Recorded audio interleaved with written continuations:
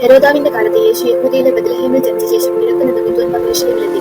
യഹൂദന്മാരുടെ രാജാവായി പിറന്നവൻ ഇവിടെ, ഞങ്ങൾ അവന്റെ നക്ഷത്രം കിഴക്ക് കണ്ട് അവനെ നമസ്കരിക്കാൻ വന്നിരിക്കുന്നു എന്ന് പറഞ്ഞു. ഹെരോദ രാജാവ് അത് കേട്ടിട്ട് അവന് യെരൂശലേമിൽ പരിഭ്രമിച്ച് ജനത്തിന്റെ മഹാപുരോഹിതന്മാരെയും ശാസ്ത്രിമാരെയും എല്ലാം കൂട്ടിവരുത്തി. ക്രിസ്തു എവിടെയാകുന്നു ജനിക്കുന്നത് എന്ന് അവരോട് ചോദിച്ചു. അവർ അവനോട്, യഹൂദയിലെ ബെത്ലഹേമിൽ തന്നെ. എന്നാറെ ഹെരോദാവ് വിദ്വാൻമാരെ രഹസ്യമായി വിളിച്ച് നക്ഷത്രം ഒഴിവായ സമയം അവരോട് സൂക്ഷ്മമായി ചോദിച്ചു. അവരെ ബെത്ലഹേമിലേക്ക് അയച്ചു. നിങ്ങൾ ചെന്ന് ശിശുവിനെ കുറിച്ച് സൂക്ഷ്മമായി അന്വേഷിപ്പിൻ. കണ്ടെത്തിയാൽ ഞാനും ചെന്ന് അവനെ നമസ്കരിക്കേണ്ടതിന് വന്ന് എന്നെ അറിയിപ്പിൻ എന്ന് പറഞ്ഞു. രാജാവ് പറഞ്ഞത് കേട്ട് അവർ പുറപ്പെട്ടു. അവർ കിഴക്ക് കണ്ട നക്ഷത്രം ശിശു ഇരിക്കുന്ന സ്ഥലത്തിന് മീതെ വന്ന് നിൽക്കുവോളം അവർക്ക് മുമ്പായി പോയിക്കൊണ്ടിരുന്നു.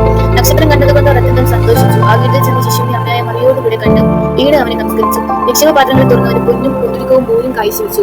ഹെരോദാ രാജാവിന്റെ അടുക്കൽ മടങ്ങി പോകരുത് എന്ന സ്വപ്നത്തിൽ അരുളപ്പാടുണ്ടായിട്ട് അവർ വേറെ വഴിയായ സ്വദേശത്തേക്ക് മടങ്ങിപ്പോയി. അവർ പോയ ശേഷം കർത്താവിന്റെ ദൂതൻ യോസേഫിന്റെ സ്വപ്നത്തിൽ പ്രത്യക്ഷനായി, നീ എഴുന്നേറ്റ് ശിശുവിനെയും അമ്മയെയും കൂട്ടിക്കൊണ്ട് മിസ്രയീമിലേക്ക് ഓടിപ്പോയി. ഞാൻ നിന്നോട് പറയും വരെ അവിടെ പാർക്കുക. ഹെരോദാവ് ശിശുവിനെ നശിപ്പിക്കേണ്ടതിന് നമ്മെ അന്വേഷിക്കാൻ കളിക്കുന്നു എന്ന് പറഞ്ഞു. അവൻ എഴുന്നേറ്റ് ശിശുവിനെയും അമ്മയെയും രാത്രി തന്നെ കൂട്ടിക്കൊണ്ട് പുറപ്പെട്ട് മിസ്രയീമിലേക്ക് പോയി.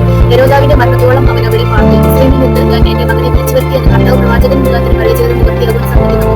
എന്നാൽ ഹെരോദാവ് കഴിഞ്ഞുപോയ ശേഷം കർത്താവിന്റെ ദൂതൻ മിസ്രയീമിൽ വെച്ച് യോസേഫിന് പ്രത്യക്ഷനായി. ശിശുവിന് പ്രാണഹാനി വരുത്തുവാൻ നോക്കിയവർ മരിച്ചുപോയതുകൊണ്ട് എഴുന്നേറ്റ് ശിശുവിനെയും അമ്മയെയും കൂട്ടിക്കൊണ്ട് ഇസ്രായേൽ ദേശത്തേക്ക് പോകുക എന്ന് പറഞ്ഞു. അവൻ എഴുന്നേറ്റ് ശിശുവിനെയും അമ്മയെയും കൂട്ടിക്കൊണ്ട് ഇസ്രായേൽ ദേശത്ത് വന്നു. എന്നാൽ യഹൂദയിൽ അർക്കലയോസ് തന്റെ അമ്മനായ ഹെരോദാവിന് പകരം വാഴുന്നു എന്ന് കേട്ടതുകൊണ്ട് അവിടെ പോകുവാൻ ഭയപ്പെട്ടു. സ്വപ്നത്തിൽ അരുളപ്പാടുണ്ടായിട്ട് ഗലീല പ്രദേശങ്ങളിലേക്ക് മാറിപ്പോയി. അവൻ നസ്രായൻ എന്ന് വിളിക്കപ്പെടുമെന്ന് പ്രവാചകന്മാർ മുഖാന്തരം അരുളിച്ചത് നിവൃത്തിയാകുവാൻ തക്കവണ്ണം നസ്രയത്ത് എന്ന ഗ്രാമത്തിൽ ചെന്ന് പാർത്തു.